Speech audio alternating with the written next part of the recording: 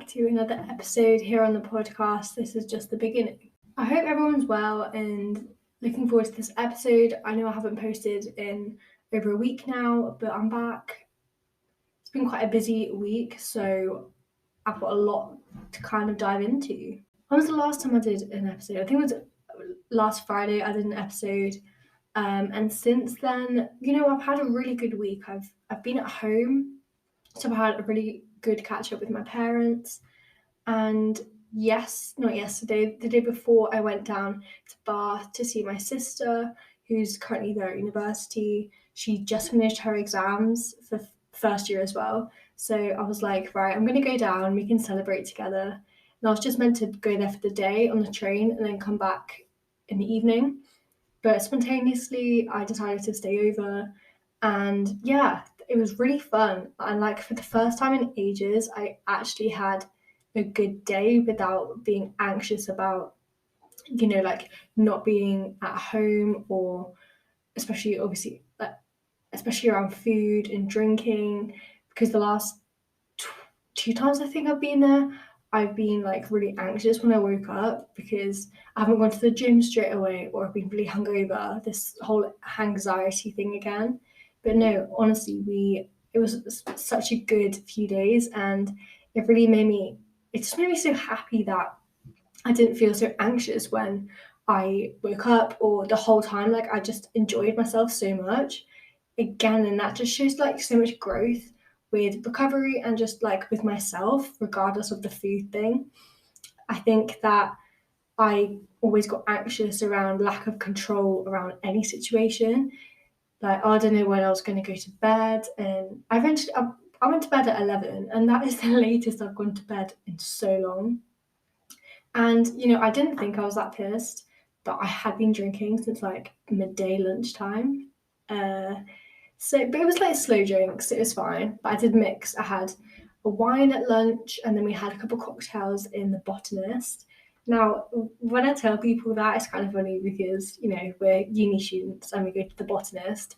But it was just me and my sister. We only had a couple of drinks, and, you've got to treat yourself sometimes to the fancier drinks, the cocktails. And we love cocktails. So, we went there and it was really nice, really quiet. But if you've never been to the Botanist or the Alchemist, I highly recommend going if you're in the UK.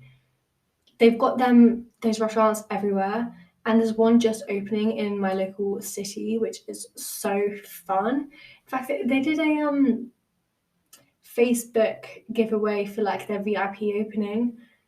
Yeah, I think that was yesterday, but I don't think I won because I didn't get a message, which is really upsetting. But I really recommend going because, like, I don't think cocktails are that expensive. Yeah, okay, if you pay it's usually like £7 to £12. Like 7 to 10 is usually the normal price, and I don't think that's that bad. Yeah, if you go out with your family, so if me and my sister go out with our parents, and like me, my mum and my sister are all drinking cocktails, and my dad's on like beer or whatever, that can get expensive. But I suppose if you're just going out, a couple of you with a couple of drinks, I love going out for cocktails. It's such a good vibe. I prefer that to Spoons. But we did end up in Spoons. And if you don't know what Spoons is, I feel like everyone knows what Spoons is, but it's just a really cheap chain pub. It's not a restaurant. They do food, like Spoons food is actually good, just like normal pub food. But oh my gosh, if you've never been to Spoons, maybe find the local one, maybe give it a go. It's very funny. It's so cheap. That's why we always go. Obviously, go before a night out. But we did end up there. But then we went back to her flat, and then I kind of just said, actually, let's do a cup of tea and let's go to bed. And that's what I did. And then I woke up and we went for a really nice walk around our campus at like 7 a.m. It was the first time I did like a really slow get up. I didn't rush to get out of bed. I didn't rush to do a workout or anything. We just went for a walk. I had to borrow her clothes because I was only in jeans, and I was wearing one of the corset tops as well, so I couldn't really wear that at 7 a.m. to go for a walk. So I borrowed some of her clothes and went for a walk. We made a really nice, yummy breakfast, and then we just chilled all day. And then my dad came to pick me up because I didn't want to get the train back. And now I'm back at uni today, which is Saturday. I'm back just until Thursday, just before the Jubilee weekend. So because I've got like a few training days in town here, which is quite convenient, so I can just stay in my room here. Otherwise it would be like an hour trip there and back, and it's 2 days. So I've decided to come back, and I was meant to go to a ball tonight, but I've decided not to. I've decided to just come back and cook myself dinner and have a really relaxing night instead. So my highs and lows of the week, my highs have definitely been going to Bath and not feeling anxious and just really, really enjoying myself. I really get on with my sister's flat and obviously my sister, and yeah, that was just really fun and spontaneous.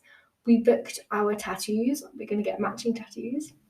We're going to get like the infinity sign with like a love heart in it, like 2 love hearts in it, because that kind of resembles like twins. So that's what we're going to go for. I think that's next week or the week after. So that'll be really, really fun to do.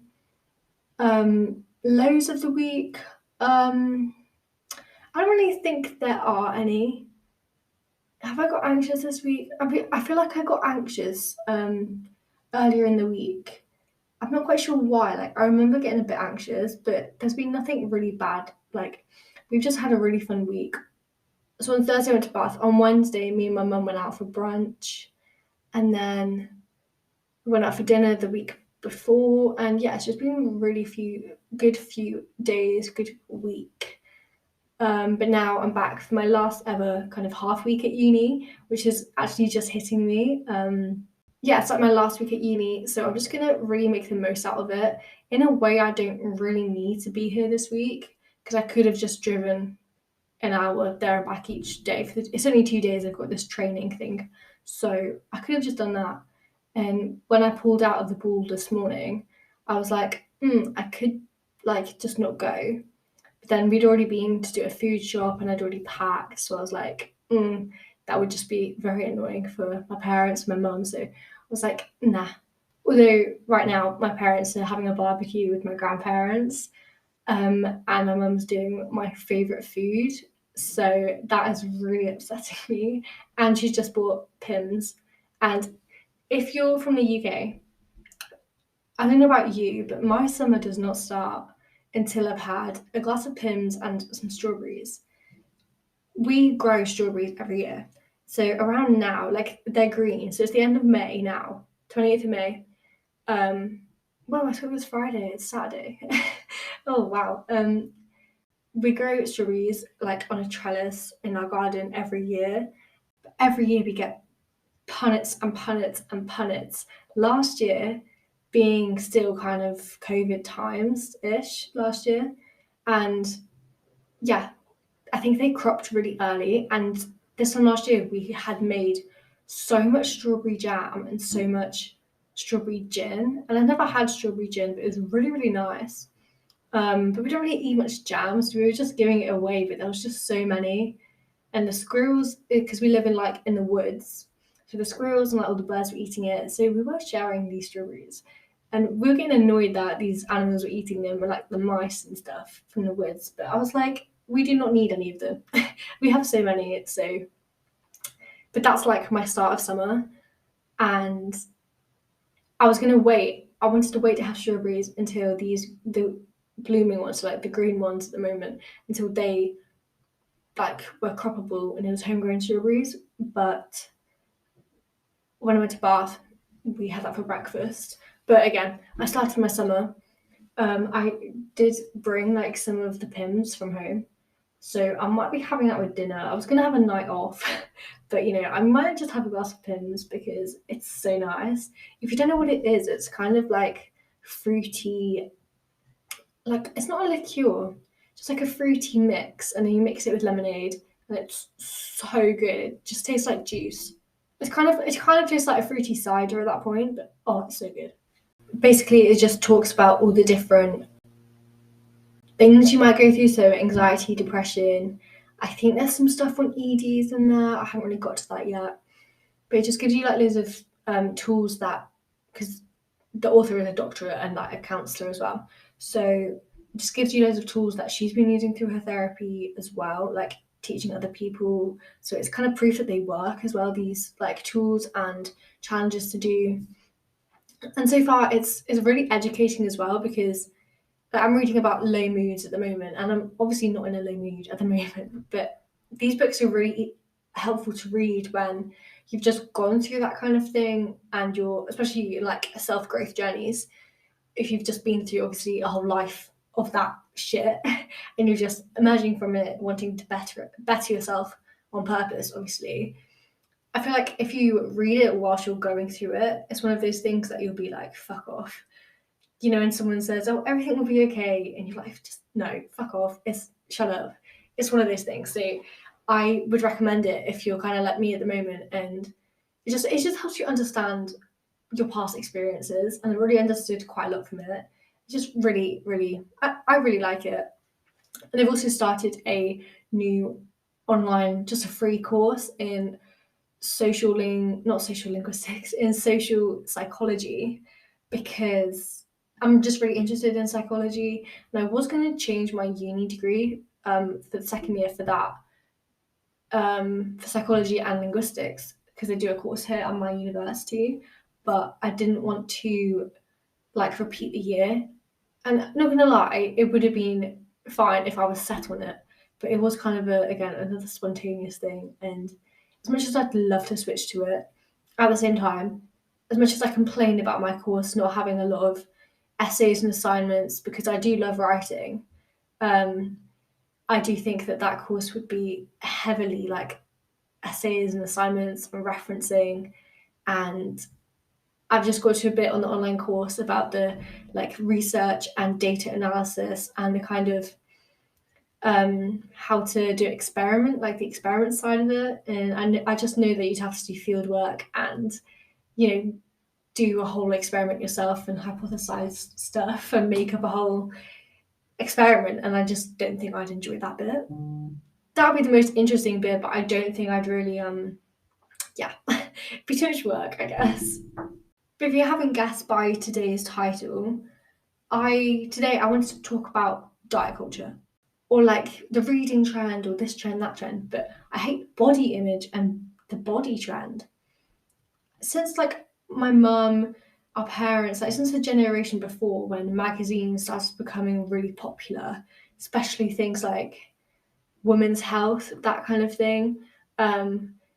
The whole idea of like diet culture and the ideal body, I feel like since the 70s, probably way earlier than that. Definitely in the late 1900s, oh my god, late last century, although I feel really like young saying that.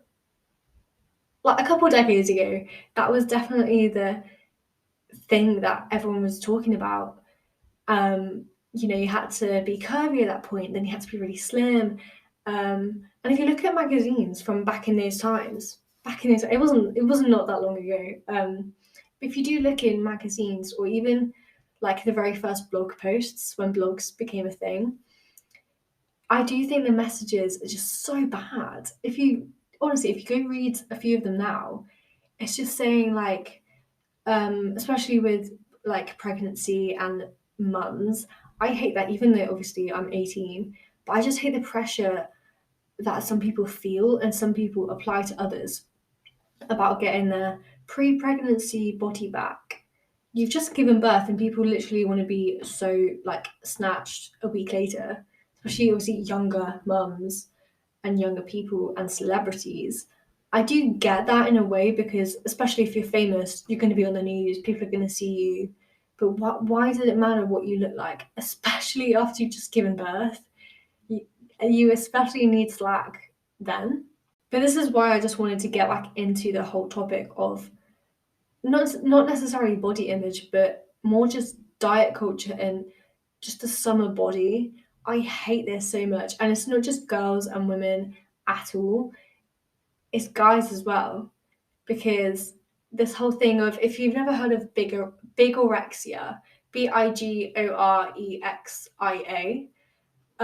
it's kind of when, let me just look at the definition actually.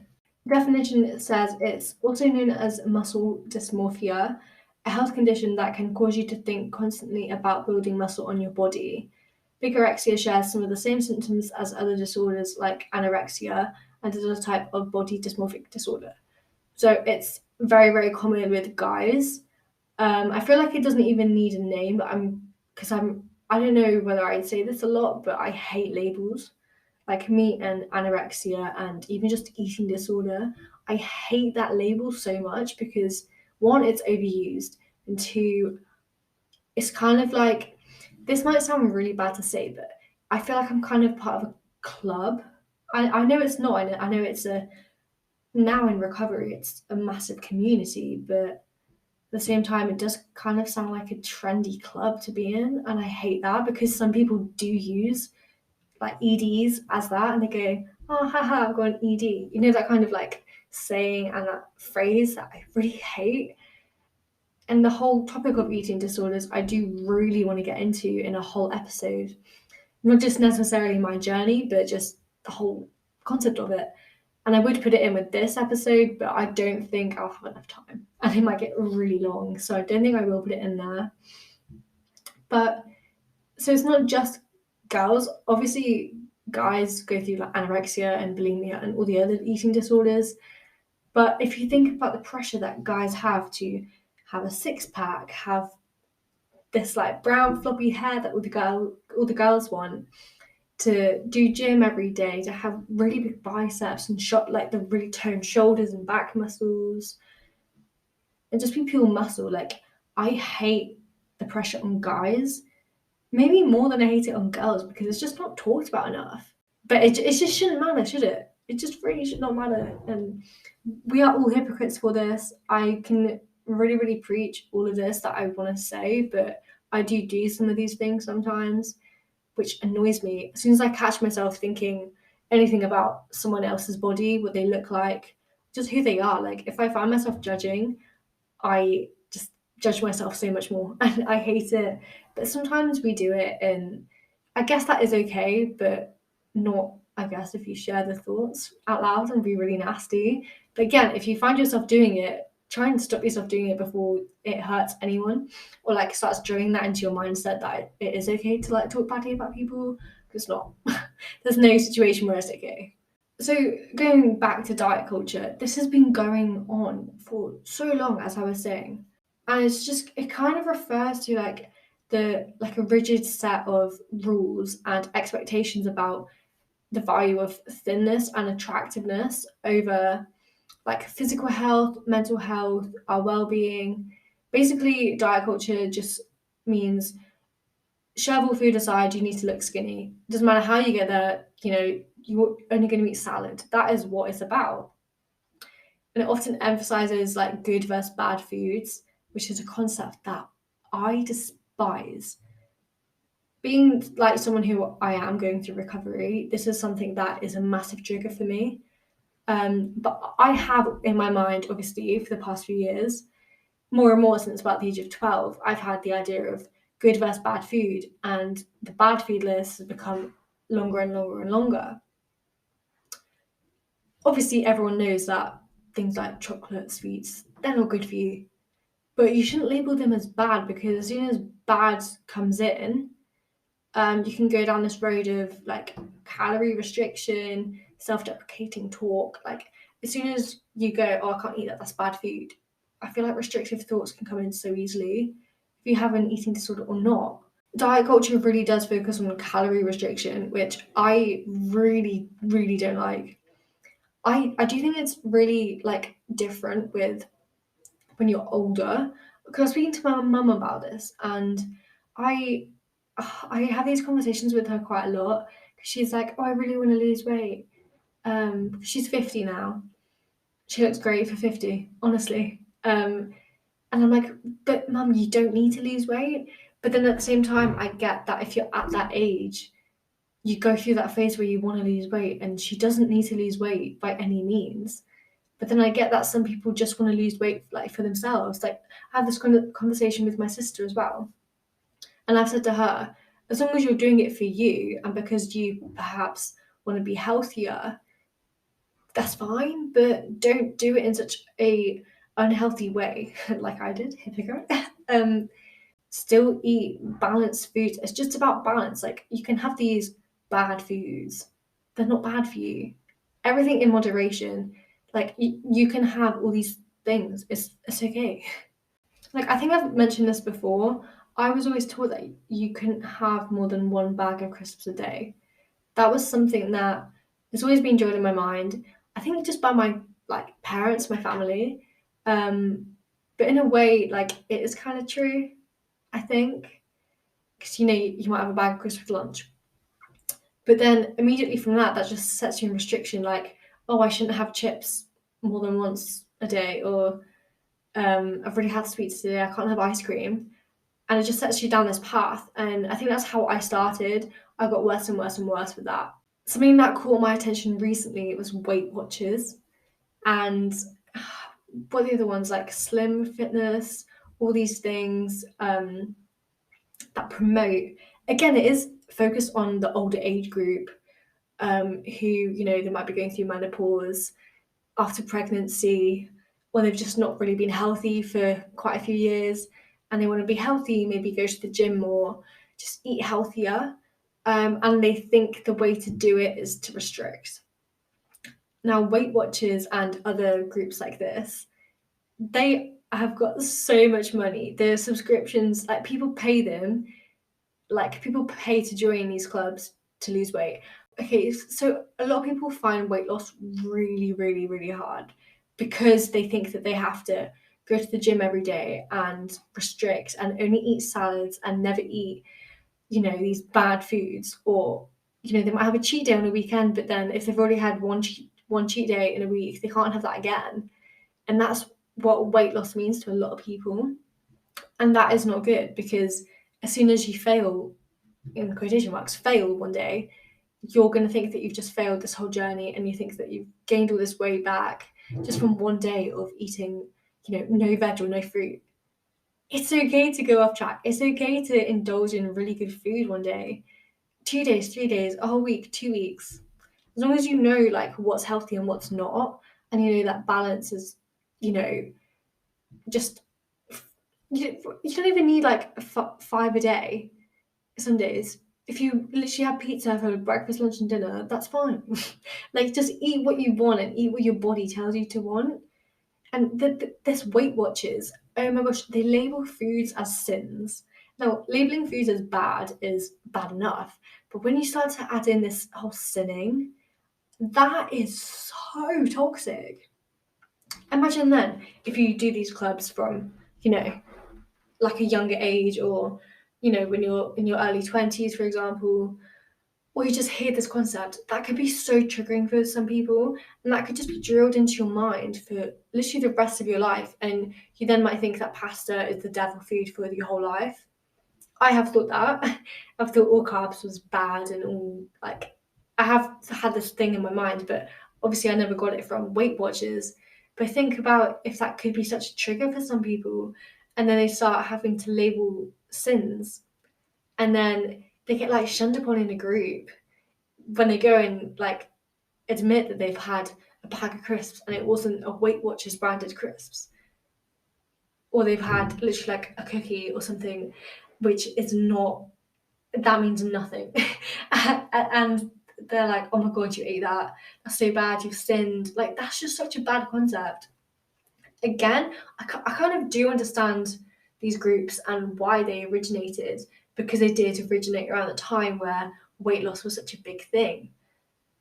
But it's just promoted more and more that these good foods versus bad foods, and it's just not good, because again, it's just a trigger for people, and this labeling just leads down restriction, and restriction is never good. You should feed your body what it wants, what you want, what you're craving.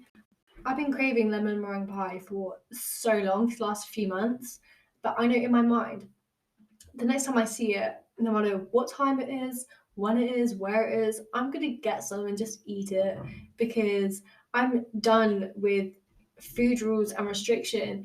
And this is what diet culture is. If people follow diet culture so like tightly, that to me is a form of disordered eating, and it's not good. And you could say that so many people have this thing around diet culture and they have to follow it, and they can only eat salads and they can only eat chips on a weekend. They can only drink on a weekend. Drinking is probably a bit different because it is kind of a weekend thing, I guess. And maybe, you have takeaway on a weekend. Those things I do get. But if you're just craving it in the week, go for it. Again, as long as you know what's healthy, you're balanced. Like even then, it's just fine. Just eat what you want, eat what you crave. Going on to social media now, more and more diet culture is promoted on social media. Nowadays, this idea is kind of not as popular, and there are a lot of body positivity trends, influencers, and posts coming about, and I really, really like to see that. But recently as well, there's been a lot of fake body positivity. There's been a lot. I feel like there's quite a few like workout YouTubers and fitness YouTubers and influencers, Instagrammers who talk about, for example, exercise, eating. Now, I'm aware that I do it as well, and I might be this toxic person as well. I'm sorry if it might come across as that, but I'm saying that a lot of people spread these facts, figures, and their way of doing it that is more toxic than diet culture. I was listening to a podcast the other day. I'm not going to say who it was, but I was listening to this podcast about this kind of topic. I was really excited because I'd been listening to this girl's podcast for quite a while, and she was talking about everything I am today. But then she started talking about, oh, you can only have pizza on a weekend, and if I've already had this week, it's balanced, so I'm not going to have it again. And that is just the extreme again. Just on social media, there's just so much toxicity around diet culture. And again, it is dying down a little bit. But at the same time, so many things promote like no bad foods, as I just explained. Calorie restriction, or the what I eat in a day is so much comparison. I love watching what I eat in a day. Now, like this time last year, I could not watch it, or I either watch them like if it's a TikTok or a YouTube video, Instagram post. I either watched them or like saw them and like wanted to feel hungry or wanted to feel like pitying myself because I couldn't eat those things that they were eating. Um, but now I like seeing and watching them just for like meal ideas. Like a lot of my feed, a lot of my Pinterest is all full of recipe ideas, but I've come quite far with it. So this whole calorie restriction, and if I see diet culture online and this promotion of, like HIIT workouts, and if you've, oh my God, the YouTube videos, and obviously I used to like follow them and do them, but the ones labeled with do this to lose weight or 10-minute abs, it will get you abs in just one, like in like 10 days. Lily Sabri, Chloe Ting, so many more, but those two are the most famous ones. They titled their videos like that. I loved Lily Sabri for so long. She got me through lockdown. I obviously started with Chloe Ting, but Lily Sabri got me through lockdown just because she was posting like every single day on YouTube all these new workouts. I'm sorry, but I've recently realized that she is just not a good role model. She promotes, okay, so I love that she promotes healthiness and healthy eating, healthy fitness. But the thing that she's done quite a lot is she posts like, when you're on holiday, eat what you want, eat all this yummy food. And like she might do a like what I eat in a day when I'm in LA or something. Like I'm on holiday, no restriction. And all of it is like healthy foods. Yeah, okay. So again, so for me, I love healthy foods. As I was just saying, I think I got a bit sidetracked. Came back to that. Like I love healthy foods so much. Like so much. I could probably just not give in to my cravings. But I know that's bad. Literally, that is not what I'm saying at all. This episode, I'm saying give in to your cravings. But sometimes I'm craving a salad. So we'll have a salad. But I feel like again, being in recovery and being in like a diet culture world, if I post that I'm eating a salad or say to my parents that I'm eating a salad, I might be like judged for eating a salad, where now I should be eating, just carbs, like pure carbs. So it's really tricky when I'm craving something really healthy, but I know that, I should focus on eating something else.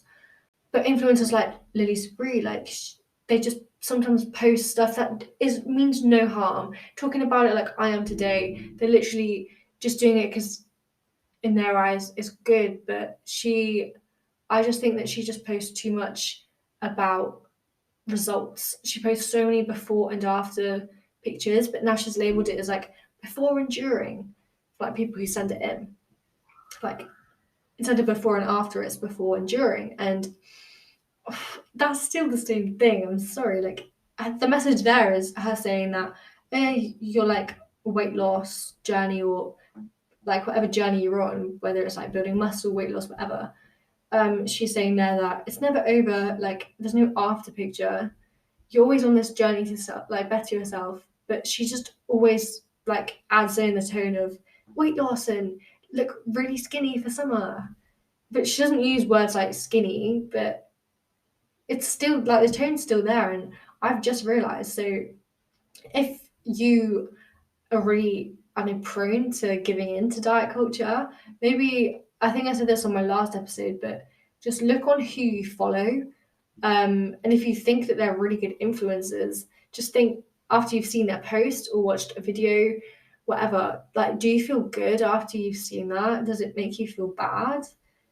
A lot of the time they make me feel bad. So I unfortunately have unfollowed her, even though I loved her for so long, and her, like, I still might do some of her workout videos if I'm craving it, because again, sometimes I'm literally craving a workout now. Back in the day, I still crave doing workout, but I was doing it because I thought I had to. Now I work out when I really want, to have that burn, to have that fun time, whatever it is. But quite a lot of the time, I don't work out. Actually, saying that, recently I have been, just because I love working out in the summer, like outside in the sun.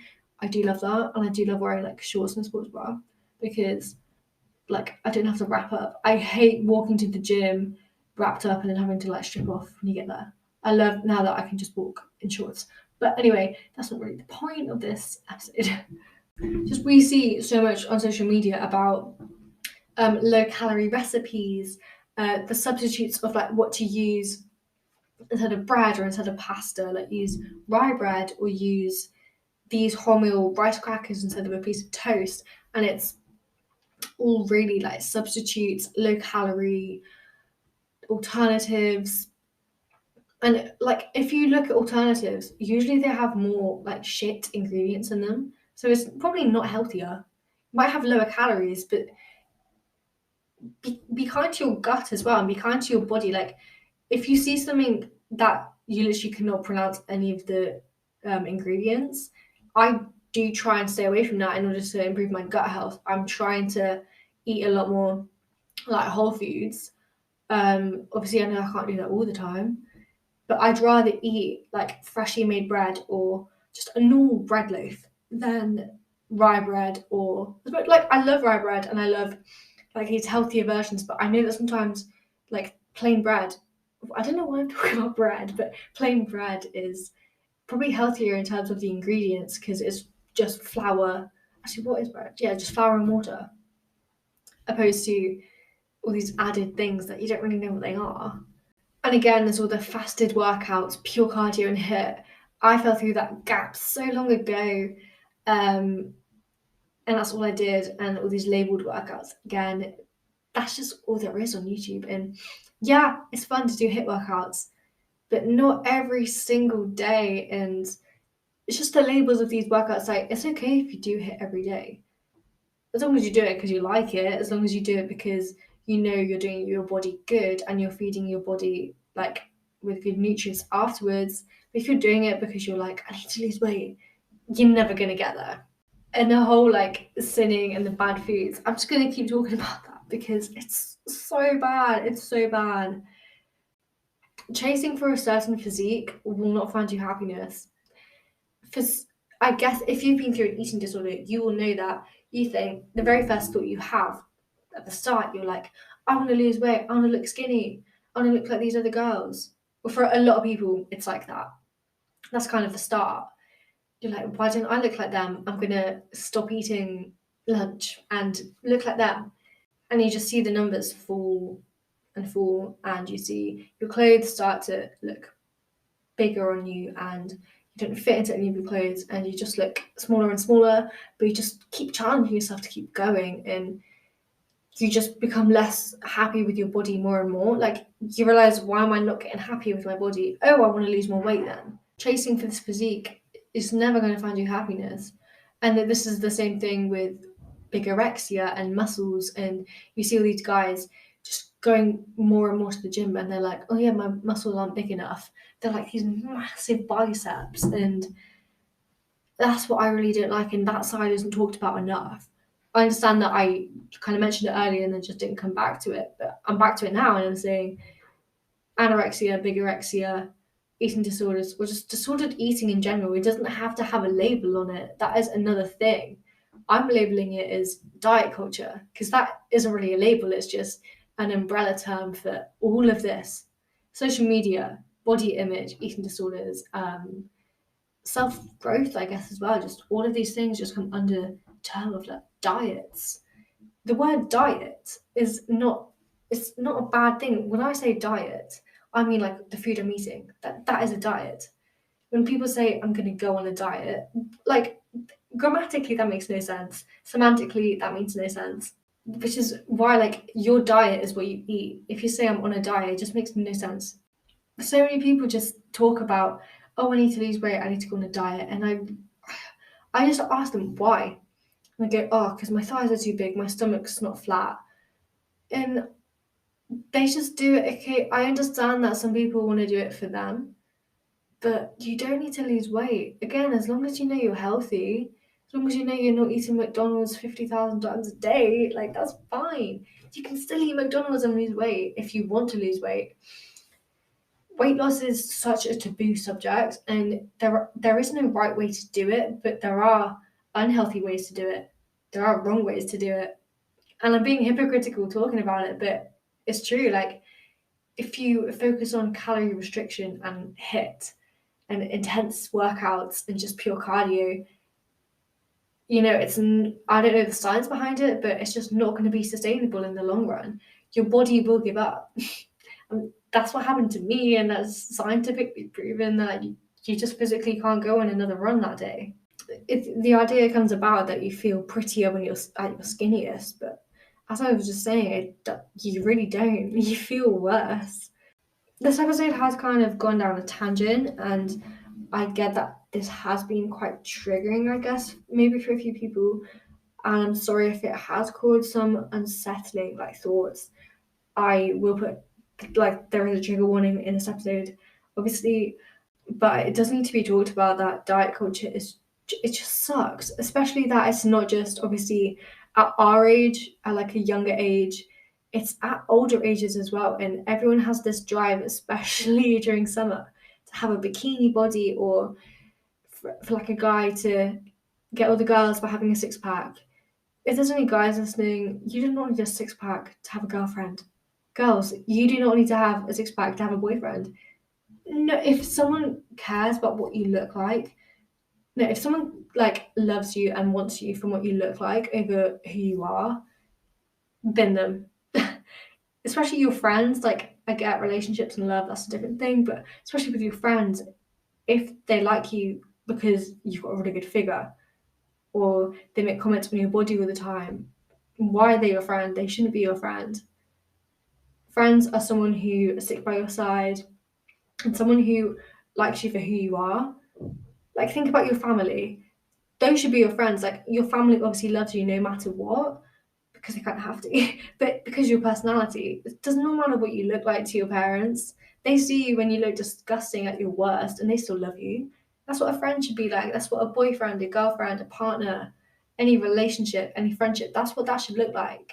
I've talked about quite a lot of things in this episode, but I really hope that it might have taught you a few things about diet culture, and the fact that no one needs to follow these good bad foods, such strict diets to follow this ideal body type, female or male.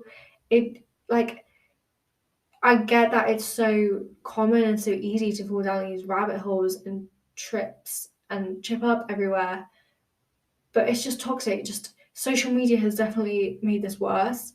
Magazines, as I said back in last century, but magazines were the start of social media, and it was the start of all this just fog in your brain and just this brainwashing of you need to look skinny, you need to have a big bum. No, you don't want a big bum anymore. Like, when will it stop? When will this ideal body type stop?